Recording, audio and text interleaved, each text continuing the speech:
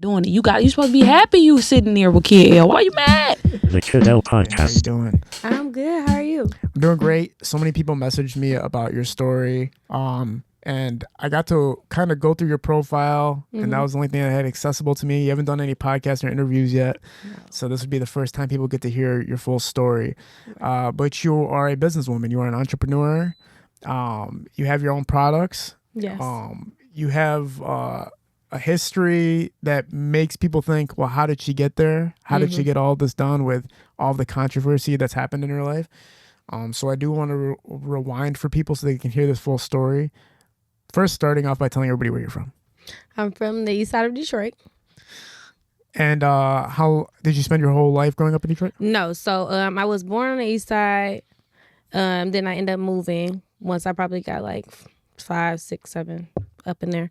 And but my mom, like I grew up with my grandma's house. So like her house was on the east side, and then she just moved me and my little brother to the west side or whatever once she got married and everything. So you're kind of going between east and west side growing up? Yeah, because she still has the house on the east side. So east side, like, was it 94 in Chalmers, and she ended up moving us to the west side just for better things. Did you have like a comfortable growing up? Like, was your family like really supportive of you? And like, yeah, my mom was married for 21 or 22 years. She had her daycare was on the east side at the house that she grew up in, which was my grandmother's house, and then she moved us to the west side in Rosedale Park, and we just went to school over there. What was your life like growing up? Did you know you wanted to be an entrepreneur growing up? Did you know you were going to get into business and everything like that? So no. So when I grew up, I always used to like watch ER shows. I wanted to be a doctor. I wanted to be a neurosurgeon actually, and yeah, I was gonna go to school for that. I was like, I'm gonna go to college. I want to go to Johns Hopkins. This is what I want to do. I always want to be a neurosurgeon. Always loved medicine. And then when everything happened, everything changed. So it like when I went to jail, it like changed the course of everything. And I just was like, I can't really get a job anywhere with a felony, so I have to like make money for myself, hustle, do that type of thing. So. With neuroscience being in your mind, what influence of that? Like, who made you think, or what made you want to get into that field? I used to watch TLC every day as a child. Literally, like when I was probably about 6, 7 years old, and my mom was like, she always used to say like she's gonna be a doctor. That's what she's gonna do. I'm good with my hands, and I just was really into that type of stuff. Like, blood doesn't make me squeamish. It's like, and I just like helping people. I like making people better, making them feel better. So I just always was like, In high school, were you like pushing yourself more towards those curriculums of like doctorate stuff, like getting involved in nursing and everything like that? Yeah, absolutely. So when I was in high school, I always excelled in like science and math. Those are my 2 best subjects. Always did really, really well. When I went to college, I was pre-med. I was getting like 3.8, 4.0s. Like it was simple to me. Like it was anything like in that avenue was easy. So you're like a super intelligent person. Yeah. Pretty much. Like highly calculated, intellectual. Yes. But I like money. So yeah. So that kind of like, I don't know. You were trying to figure out how to like fund your schooling, or like how to... Not even that. I just always have liked to make money. Like even before I went to jail, I always liked to make money. I was always a hustler. Like even in high school and in college, I used to do hair. I like fast money. So when everything kind of happened, I was just like, I was presented an opportunity.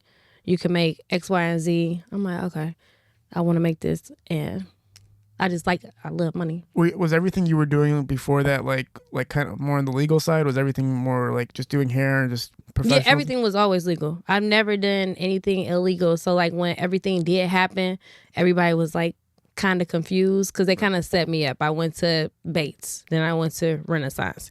Then for college, I went to Tuskegee. I got a scholarship. Yeah. I ended up transferring once I got No. I transferred, and then I went to Michigan State or whatever. And then when I got to Michigan State, when I got back home, that's when everything happened. So it kind of like changed the course. So you were making money. You had scholarships. You had accessibility to being able to go through school without having to pay too much, I'm assuming, because of that. What was on your mind to have to start making money in more like black market ways? So, and my friend, she always brings it back up. She was like, you wanted to pay your credit cards off. And I had like a Victoria's Secret credit card and another credit card. And she always reminded me, that's why everything happened, because you just wanted to pay your credit cards off. And it was so minute and so small, but that was why I did what I did. I wanted to make some money, pay it off. And Sure. I was just like, yeah. What was the first day of you realizing, like, okay, it's time to try out these new things to make money quicker? The first day, I just love fast money. That was it. So when I was presented an opportunity, I love to make money. I'm just like, I did have everything set up. It wasn't like my parents didn't give me money or didn't do anything for me. They always did. But it was just like, I wanted to have my own. I don't want to have to ask. I don't want to have to go to my parents and, they take care of everything. I want to get it on my own, do it on my own. And that's what kind of happened. I was just like, I could make some money on my own. If I could make fast money on my own, I could just do it myself. Yes.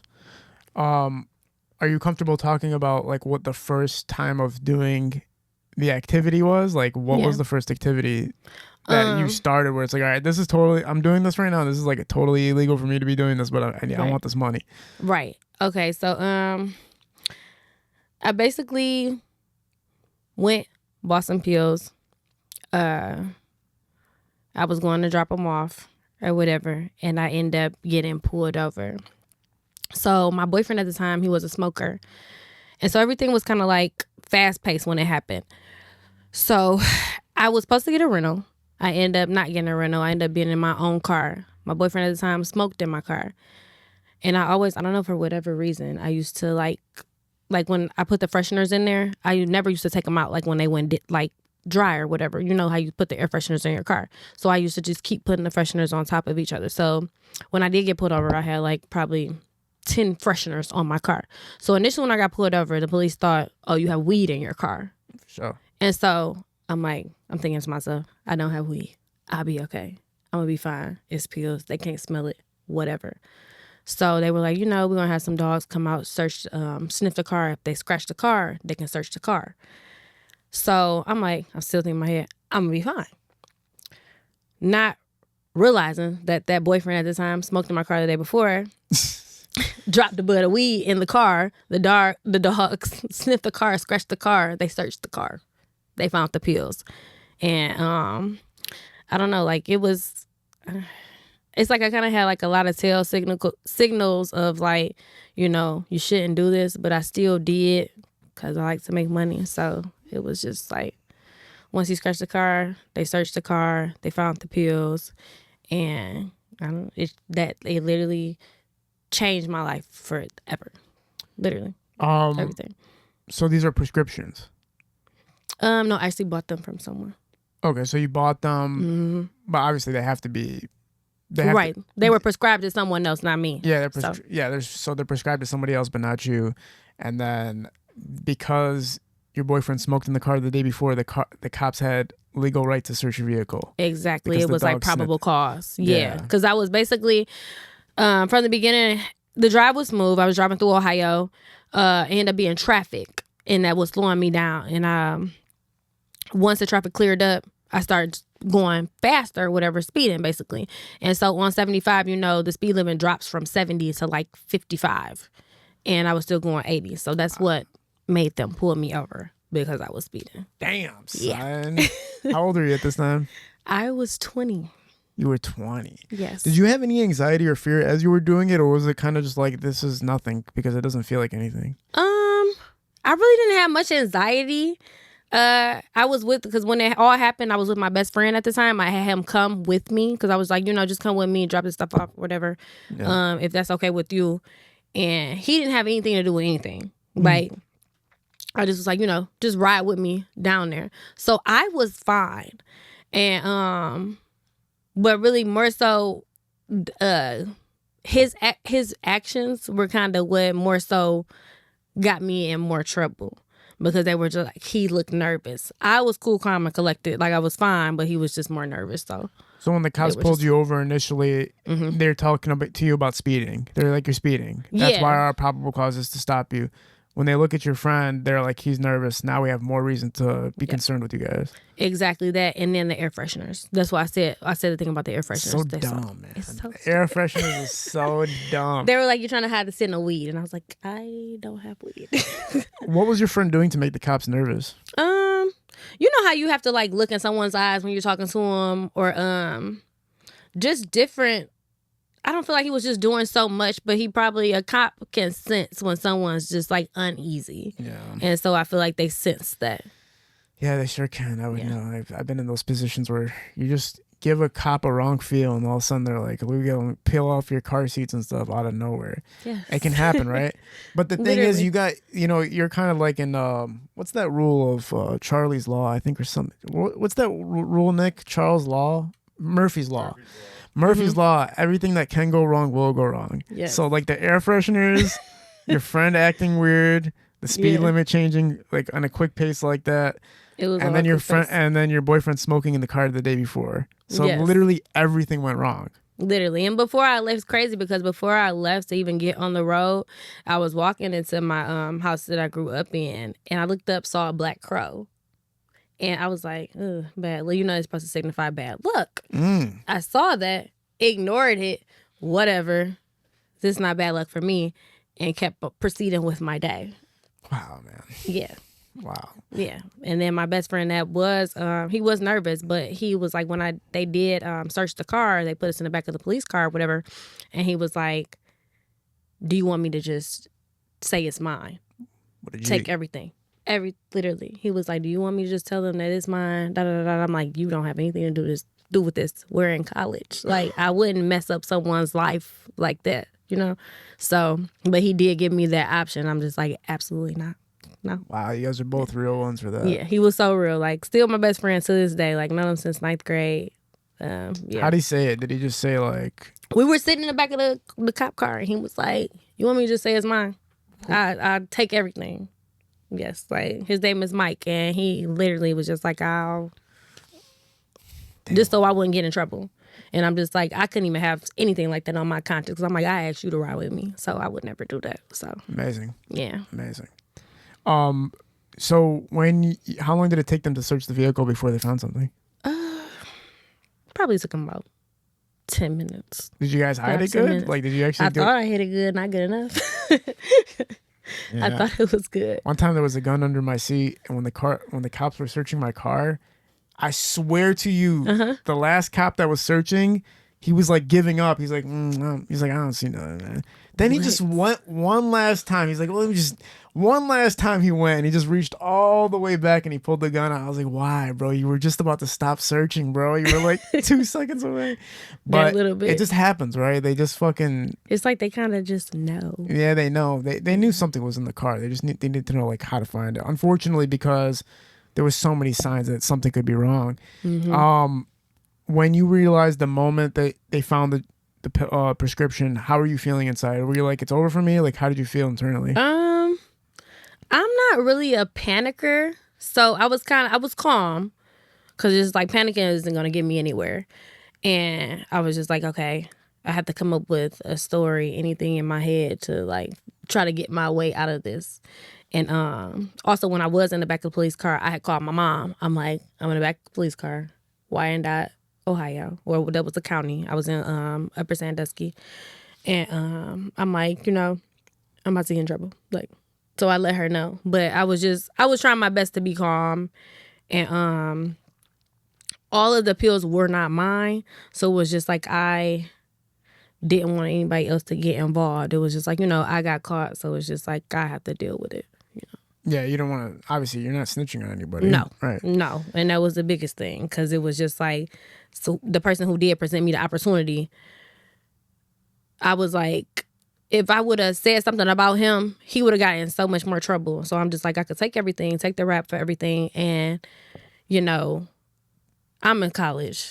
I'm in school, never been in trouble. So it's just like, the time I would get wouldn't be as bad as the time that he would have to get. Yes. for if I said something about him. So I never said When his they were searching the car, did they detain you first, or did they arrest you first? Did they actually like put cuffs on you when they were? So they didn't put cuffs on me. They just put me in the backseat of the car. Once they found everything, that's when they were like, they were taking me in, and that's when I was just expressing to them, even when I first got arrested, and then when they took me to interrogate me because they had a feeling that like the pills were not mine. Yes. They thought they were my best friends because he was a guy, and I was just telling them, he has absolutely nothing to do with this, and if y'all can't just let him, just leave or whatever. I'm like, he didn't know, he was not aware, just nothing to do with it. And they actually did end up letting him go. They let him take my truck back to Detroit. And he got to go home because I was just like, I don't know. That was my decision. That was my poor choice. So it was like, I don't want to get anybody else in trouble for something like that. Yeah. I wonder if, in retrospect, having a lawyer come and delegate it would have been the first move, just because they might have found a way to say like it wasn't any of yours, or because nobody can say whose it is, that it would have made it harder for them to make a case on you guys. Is that a possibility? Possibly, because I had a really good lawyer, but probably at the time when it first happened, if I probably would have told them like, oh, I refuse to speak about anything, I didn't say anything about my best friend, anything, a lawyer possibly could have changed everything, but then my best friend would have had to go to jail. True, and I didn't want him to have to sit in jail for a decision that I made. True. So when your lawyer first comes in, what's he telling you? Like, what's he when you guys break down the situation to him? What did he tell you? He didn't really. I mean, it wasn't just too much. He was just trying to get the basis of everything that happened. He wanted me to tell him the truth about everything that happened, and then he just kind of, he was like, I'll take it from here. He was a good lawyer. He was from Michigan or whatever. He was like someone that my family knew. But I just told him everything. I was truthful, and he just kind of took it from there. And my first plea deal was 8 to 12 years. Mm-hmm. How many? Ohio. So how big was the prescription amount? I had about, I want to say it was about 800 oxycodone pills. Ooh, 800, son. Yeah, it was like either 600 to 800, but it was like over bulk, basically, what they kept telling me. So, yeah. So, that was my first plea deal, 8 to 12. What's like the profit on 800 at that time, back in the day? I can't remember. It has to be like... It was a lot back then because I was, they were going to West Virginia. So, it was a substantial amount. Like hundreds of thousands of dollars? Yeah, it was a lot of money. And this is your first time doing this? Mm-hmm. Jesus, that's terrible. Terrible. Yeah, it was like a terrible ending. But I just always say, I always tell people like I don't regret it. Really? Nope. I feel like everything happened for a reason, and God slowed me down because I always like fast money. Like I'm like that. I'm still like that to this day. I love fast money. So it's supposed to happen. I just feel like because you had no prior record and like you were going to school and you're doing all these accomplishing things, it's like, what the hell? So what was did you guys take the first plea deal, or did you guys say no to the first plea? No. So they said no. It was the first plea deal was 8 to 12. Yeah. Then it went down to 5 to 8, and then they ended up giving me 2 years minimum mandatory. Cool. Yeah. So that was great. I was like, fine. But I still like when they were discussing the plea and everything, they gave me the 2 years, I was still like kind of in denial. So when I did go to court and the judge ended up sentencing me, I kind of like blacked out. Didn't cry, didn't do anything, just blacked out because I kept telling myself before I went to court, like, you're not going to get 2 years, they're going to give you probation. Like, I just automatically thought that. But in Ohio, it's different.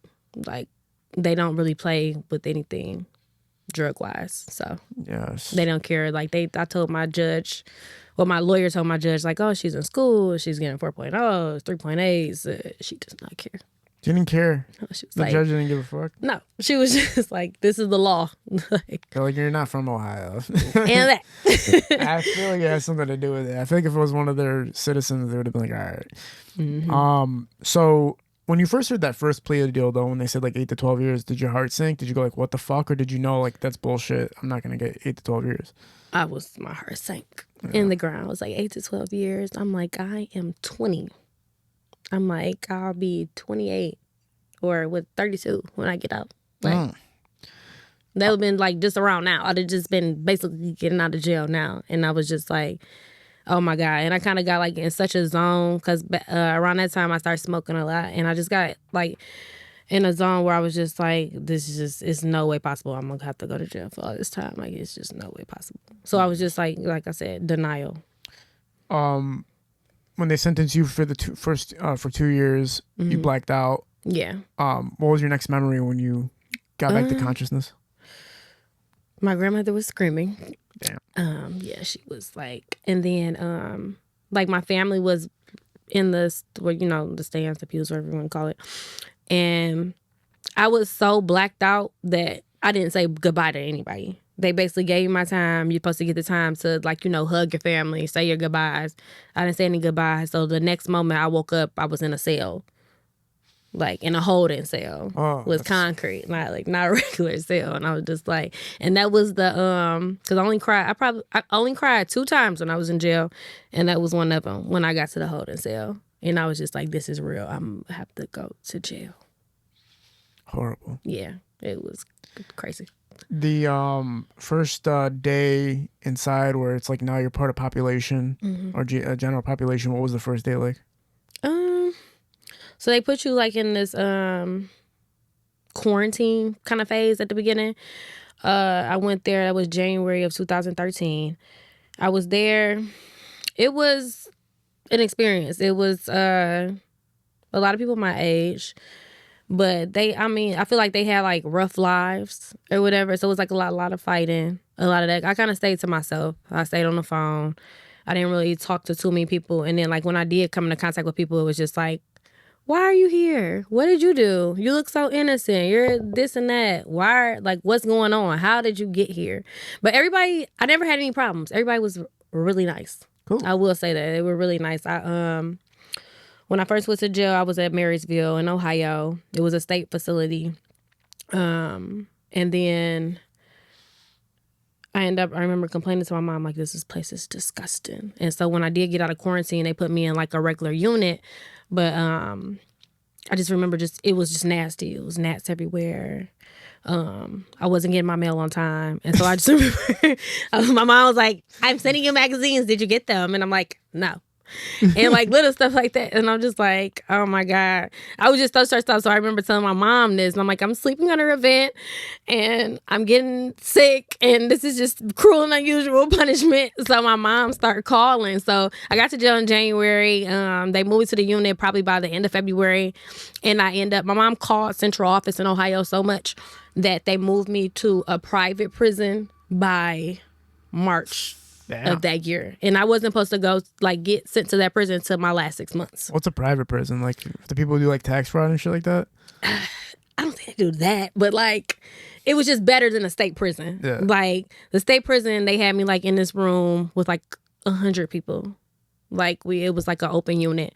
When I got to the private prison, I was in this reintegration unit, and basically, first I was in a 4-man cell, and then I ended up getting to a 2-man cell, where it was just me and one other person.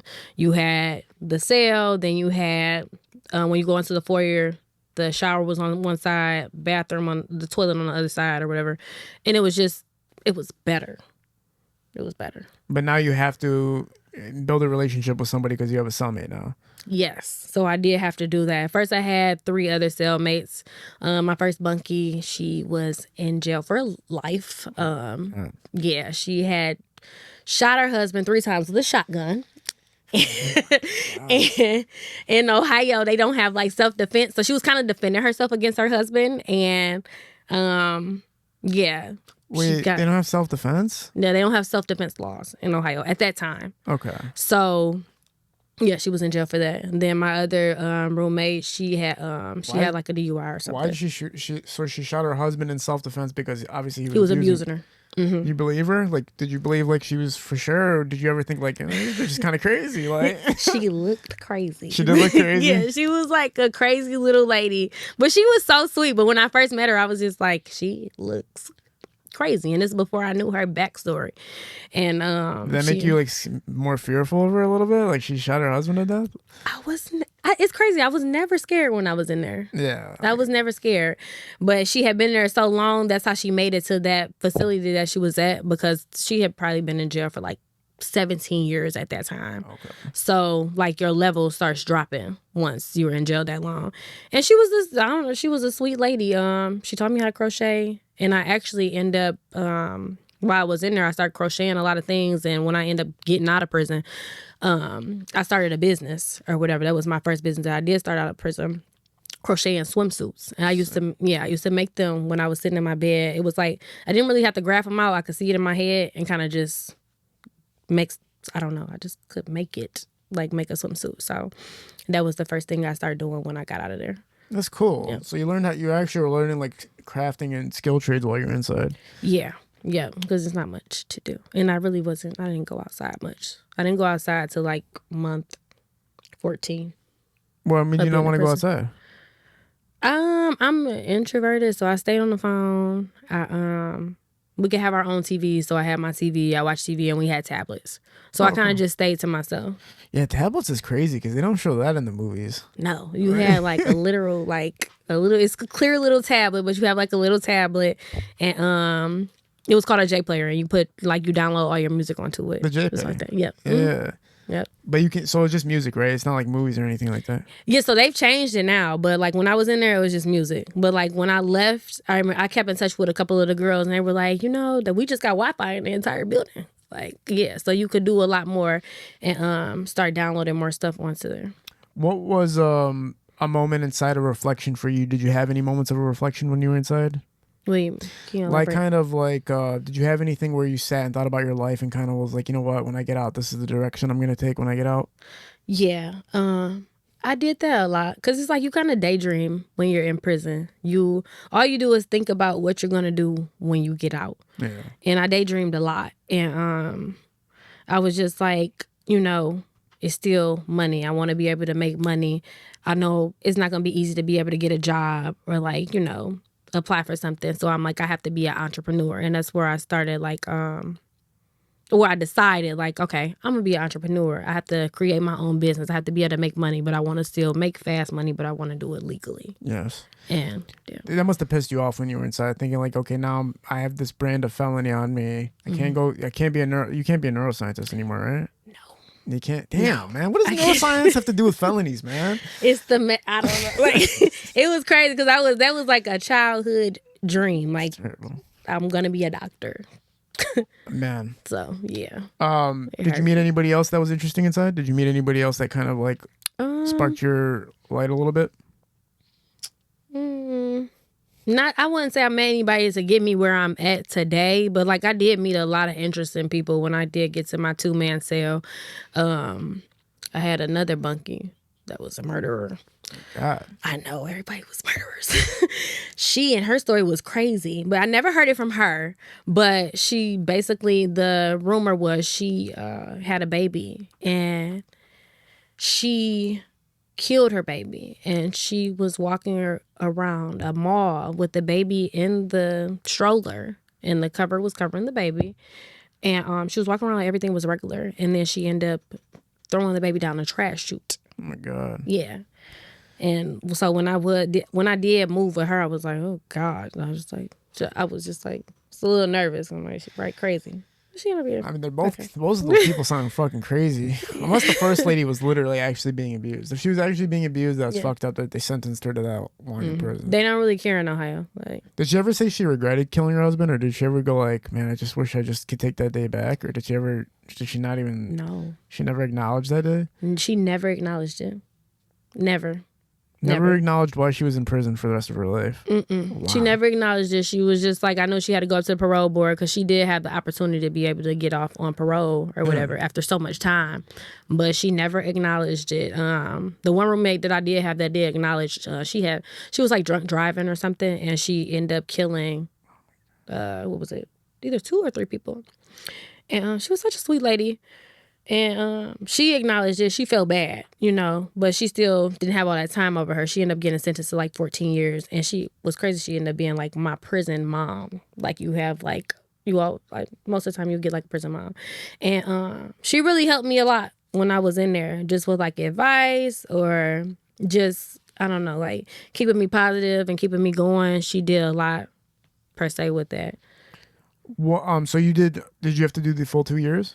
No, so when I actually did end up going to jail, Ohio ended up passing a law a couple months later where if you have minimum mandatory time, you can get out on doing your 80% of your time. So I ended up doing 19 months. Oh, cool. Yep. So I went in January 2013. I ended up getting out August 27, 2014. Okay, cool. So you're probably stoked to know that you're going to be out a Yeah. little bit. Yeah, I was like one of the first people out on that particular law. What was your first day out like? Metro Detroit is about to have one of Michigan's biggest fight nights of the year. Mitten Muay Thai is coming back for their 7th fight, man, and I'm super excited because every fight so far has been exhilarating. When you're talking about carnage, when you're talking about decimation, when you're talking about a thrilling night out that you can bring your family and friends to, we're talking about Mitten Muay Thai itself. I love learning about the fighters before the fight. I love watching them fight. I love seeing the outcome of the fight. You go there, you get a drink, you sit with your friends, and you're just watching an incredible fight locally. October 11th, man, everybody pull up. Use promo code KIDL for a 20% discount. It was weird. It was so weird. My mom came and got me, picked me up, took me home. And I feel like when you're in prison, you're so used to just like rules and like you can't do anything. So the first thing I did when I did get to my mom's house was took my phone because she had got me a cell phone, and I sat in the bathroom by myself for about 6 to 7 hours. Wow. And I was just on my phone, just like in the phone. But it's just like in prison, someone has to tell you when you can go to trial, when you can go outside, when you have to go to sleep. There's so many rules. So I was still kind of like, I don't know. I wasn't waiting on somebody to tell me like, oh, get up and get out of the bathroom. But I was just like, kind of like, I don't know. Adjusting to the fact that you have freedom to get up and leave whenever you want. Exactly. So that was like a huge adjustment for me. Like, took a minute. And I only did 19 months, so. Nah, I mean, dude, I did fucking a day one time. Yeah. And I was like, fuck this shit, yo. Like, it's a lot. Like the clock moves every second is like 10 minutes. Like, what is going on? Was it county time?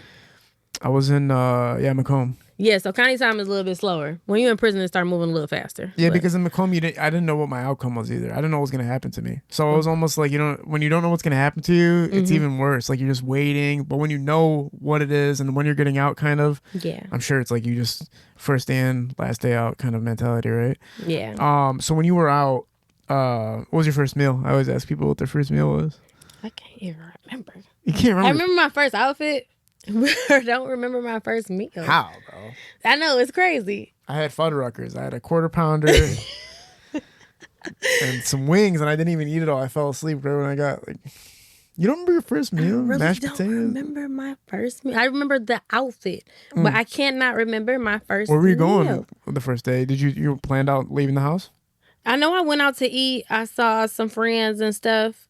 But my first meal, I can't remember that. But I for sure went out like to the bar, had a little fun. I couldn't drink back then. But You had probation afterwards still? Right. I had probation of 2 years. They gave me like a $9,000 fine. God damn. Yeah. After sending me to jail. So crazy. Yeah. The boyfriend that you had before, did he stay along through the ride? Or? Absolutely not. He bailed on you? He left. When I first went in, he was answering the phone sometimes, but barely answering the phone. And he came to visit me on my first visit with my mom. I looked completely freaking crazy. And that was my last time seeing him. So that was like February. I was still in quarantine. So that was about February of 2013. He came to see me. And then after that, it just started getting like spaced out. It was like hard to get in touch with him. He like overdrafted all of my debit cards. What? Yes. Was ordering phones in my name, all type of stuff. So yeah, so he spent all your cheese too. Yeah, so he spent all your money, like all your debit card money. Yes, like completely overdrafted. Like my aunt had to fix everything for me. What kind of bullshit boyfriend did you have? And then when I get out, it's like he was trying to get in touch with me, like trying to talk to me, get in contact, and I'm just like, "Are you kidding me right now? Like you were gone month 3 or 4." Like, by June, I wasn't speaking to him at all of 2013. So you just didn't let him back in at all? Yeah, no, it was just like, what's the point? Because I'm not blowing up anybody's phone while I'm in jail. Like, you either want to talk to me or you don't. And you don't want to talk, so you want to continue with your life, which I get. Continue your life. Have fun. Great. That's wild. Yeah. So you get out, you're going out, you're trying to just get back into a little bit of being social and enjoying life a little bit.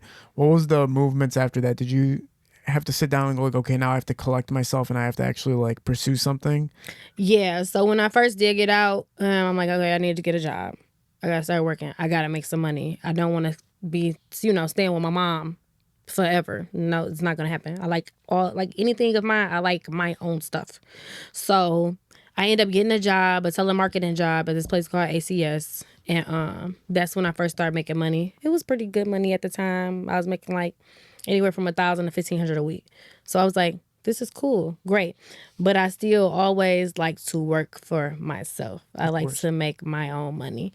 And that's when I ended up my best friend, her mom was like, my best friend and her mom were basically like, you should try doing lash extensions. And I'm like, what is that? I don't wear lashes, da da da.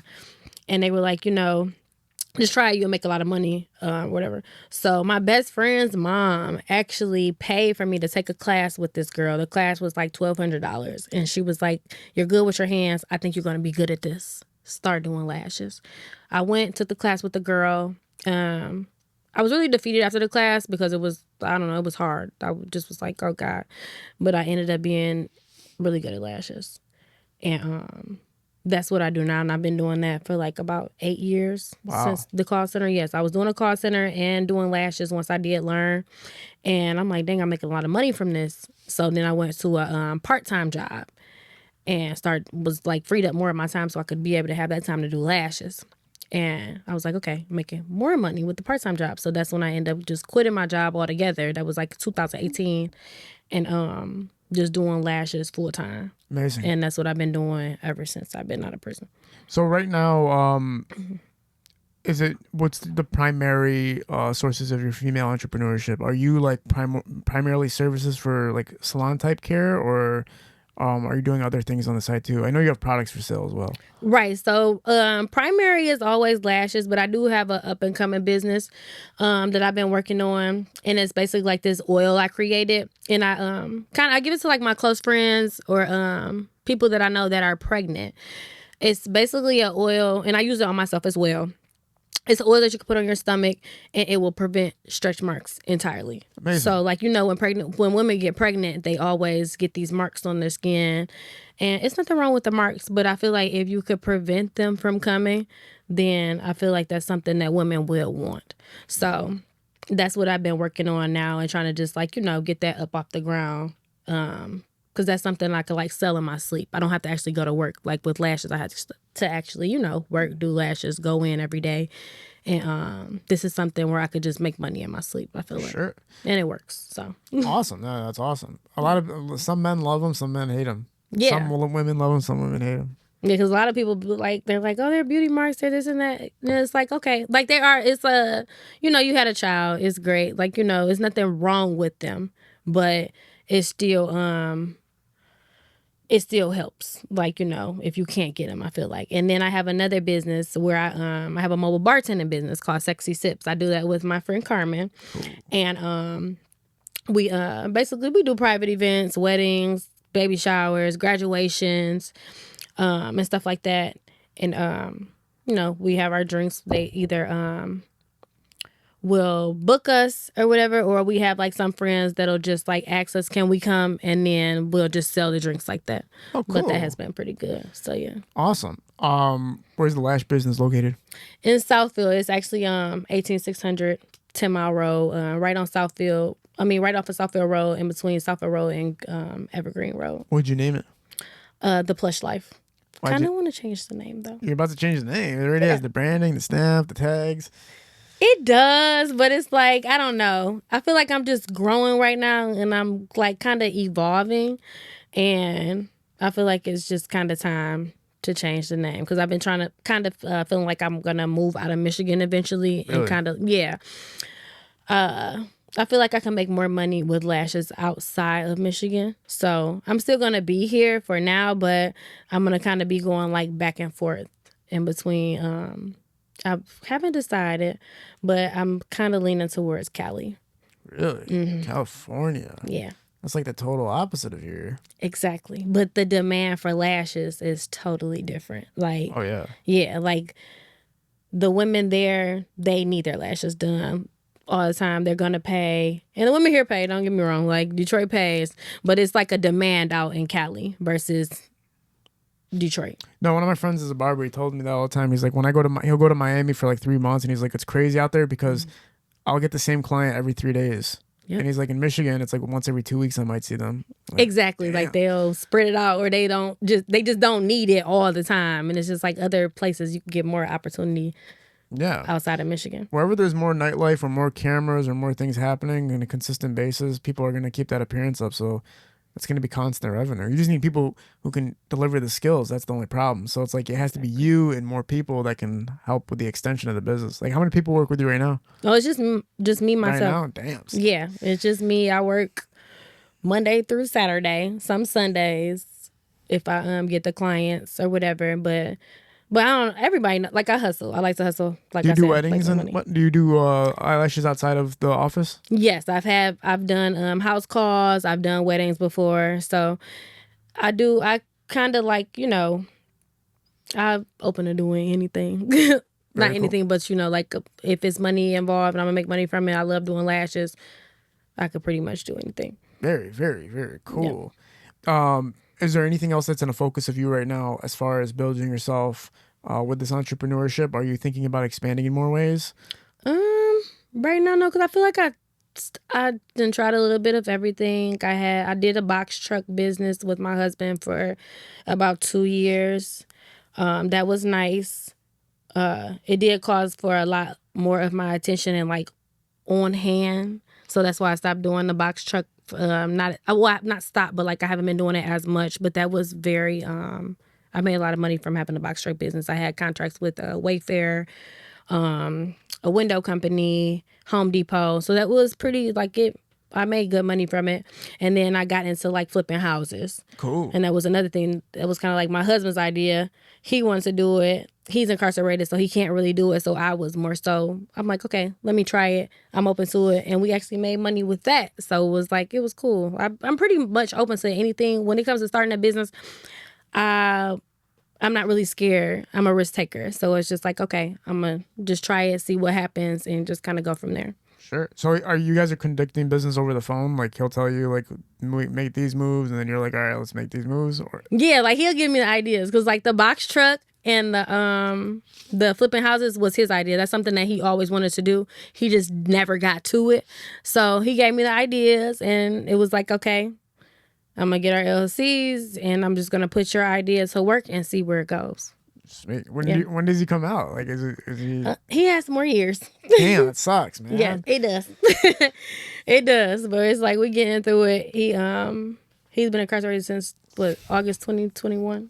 Yep. When does he get out?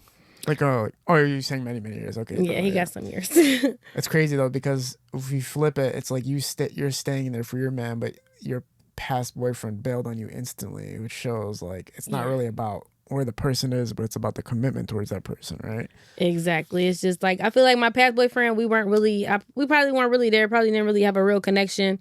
My husband now is like we were talking before he went in, and we always, when I first met him, it was like instant connection.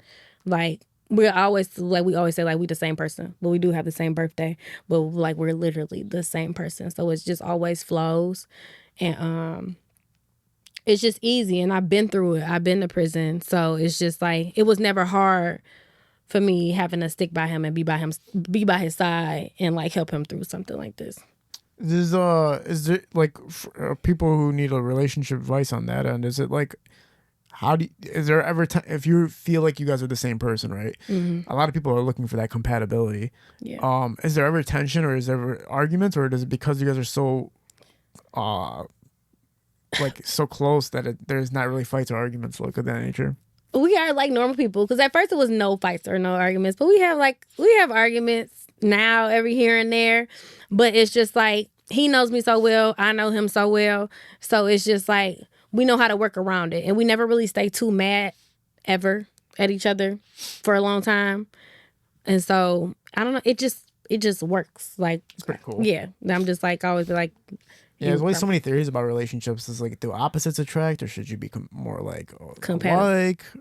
Like, it's so crazy how that works. Nobody knows that. Like, when I first met him, I was scared, like, because I kind of knew. I remember when I first, like, he first was trying to talk to me, and I was just like, "It's your birthday in December. You act just like me. What the hell?" And he was like, "Yeah, December 19th." I said, "You're kidding." yes. And he was like, "No," and I was like, "That's my birthday."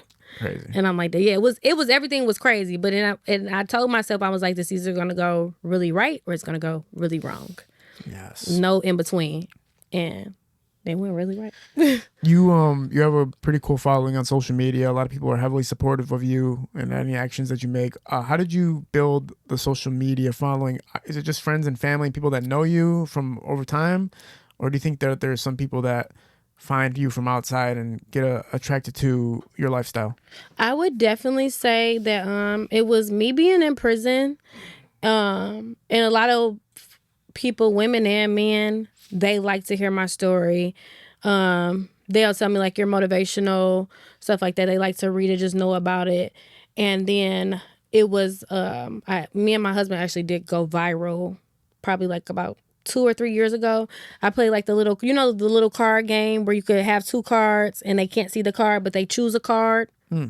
Yeah. So basically I did that with him while he was in prison, and it went completely viral. And that's where I got like the bulk of my followers from, was that it was like on like big blogs, like on site, and Black Love page had posted it. Like a lot of people had posted it, and then like celebrities were like commenting and stuff like that. So that's what really gave me the bulk of my following. And then lashes. Was most of it like responsive? Was it positive, like for the post? It was positive, part of it, and then some people were like, "She's slow. Why? You're with someone that's in jail. What's wrong with you?" Like, or he has so much time. He's never getting out. Why are you with him? You're crazy. Like, I did get like a lot of backlash. And even before that happened, like I would get backlash from my friends. Like I had friends that I was really close with, and they would tell me like, you like him too much. You're crazy. He's going to be in jail forever. And I'm just like, well, this is the person that I really love and care about. We have a connection, and I'm just gonna stick it out. I'm gonna be here. So yeah, I think the hardest part for people is like the not like hooking up thing, like because it's like sexless life is hard for anybody. So you gotta like figure out the circle for that. I'm sure there's ways these days with how these prisons work, but I think that's what people mostly freak out about. It's like, if you're not if you're, but because they always, even in the army or military or even in prison or whatever, they'd be like, if you're in here, somebody else out there is doing her. That's always how people think. Yeah. And it's like, that's what people get feared of. You might as well forget about your girlfriend. Everybody always says that. Once you get to jail, it's like you might as well forget about your girlfriend. Yeah. And he's told me instances where he has friends in there, and they're like, the girls will be there, then they're gone. Yeah. And his friends that know of me, they're always like, oh my God, like, you better not leave her. Like, she does everything just like that. Like, because he doesn't want for anything. Like, everything, like, if he asks me to do something, I'll do it. Or he needs something, I send it. Like, it's simple. So, but most girls, they're not like that. I've had friends that have boyfriends in jail, and they're just like, I'm not answering the phone right now. I don't feel like it. You're like, doing 2 weeks, I'm out. Yeah. You got 2 weeks? Bye. Yeah, literally. That's cool, though. Yeah, the real spiritual connection. Only a real spiritual connection can allow that to happen, which is incredible. True love is still amongst us somewhere. It is. As far as the support you've been getting lately and, people continuing to support, is there any difficulty in entrepreneurship when it comes to thinking about what your initial passion had been, where at one point you were focused more in the medical field, right? And something that maybe when you look at neuroscience, it can be impactful to millions and millions of people just by studies alone or by scientific research or discoveries. Did you ever look at that and go like, well, man, I still want to make an impact to that degree? Or are you more content now and more like, you know what, I'm happy with, what I perform every day or do every day?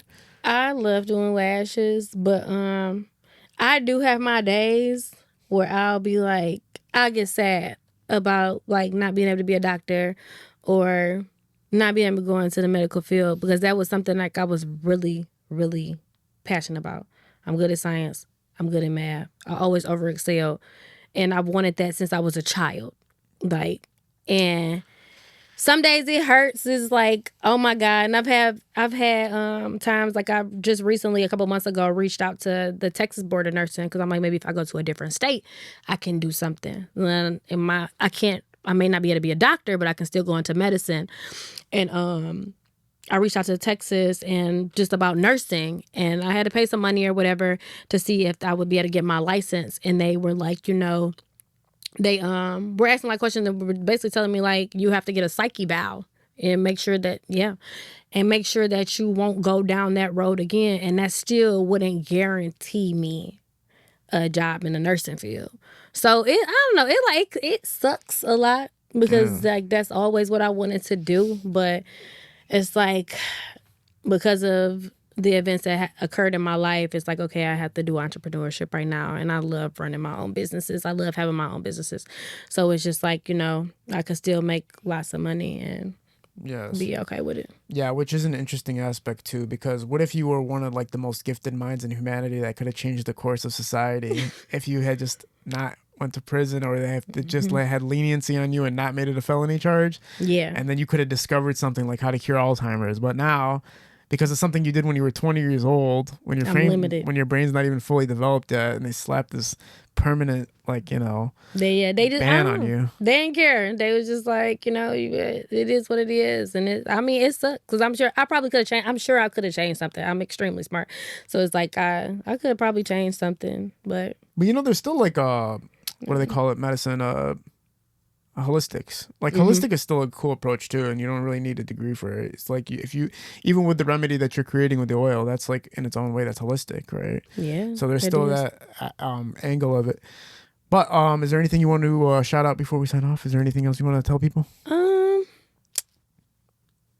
No, just just stay focused, stay motivated, and stay positive. That's my 3 biggest things that I always tell myself.